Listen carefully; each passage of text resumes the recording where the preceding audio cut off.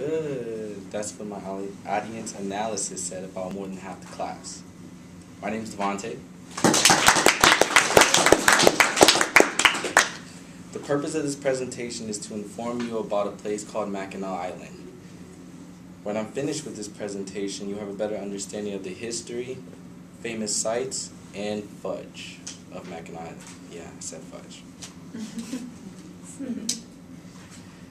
The history takes about 200 years ago, so pretty much recorded.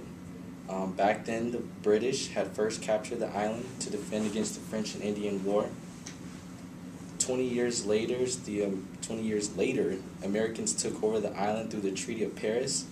Back then, communication wasn't so fast, so it took about a year or two for the British to know that, so they kind of didn't like that, and they were already in the area. So then eventually, the British ambushed the Americans, and the British won. And just like any other war, the U.S. or the Americans retaliate about 2 years later, and they won. And that was basically the start of the War of 1812.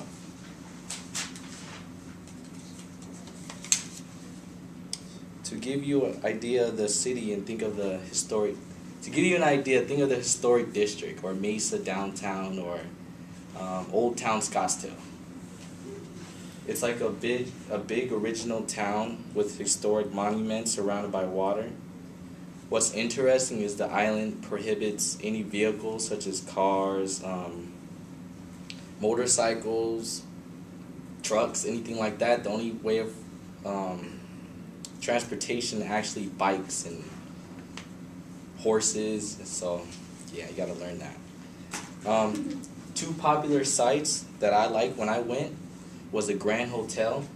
What's crazy about the Grand Hotel, it has 365 suites, and all of them are made differently, so it's like having 365 different hotel styles, and it's really big, and free breakfast. And another thing I liked was Lake Huron. The lake surrounds the whole island, and then it's like you can have the beach, and it's an amazing sight. So, who here eats fudge? AKA kind of like brownie. Do you have some? I wish. Some reason Mackinac Island is good with fudge. I wish I could tell you why. I went there and I ate some. There's like fudge on every corner. So there's like 100 fudge. There's like 200 flavors. There's like a macaroni flavor. Don't ask me how I know that. But it's a really good experience if maybe you go try the fudge. That's what attracts a lot of tourists. So I don't know how that works, but it's good. To conclude, I've talked to you about the history, the sites, and fudge of Mackinac Island. If you ever need a vacation, I'm probably sure that you're not going to go right now. You're only 19. You probably won't care about an island. But maybe 10 years, 5 years from now, because we're all young, you can visit and maybe decide to check out the island. And does anyone have any questions for me? How much fudge types did you taste?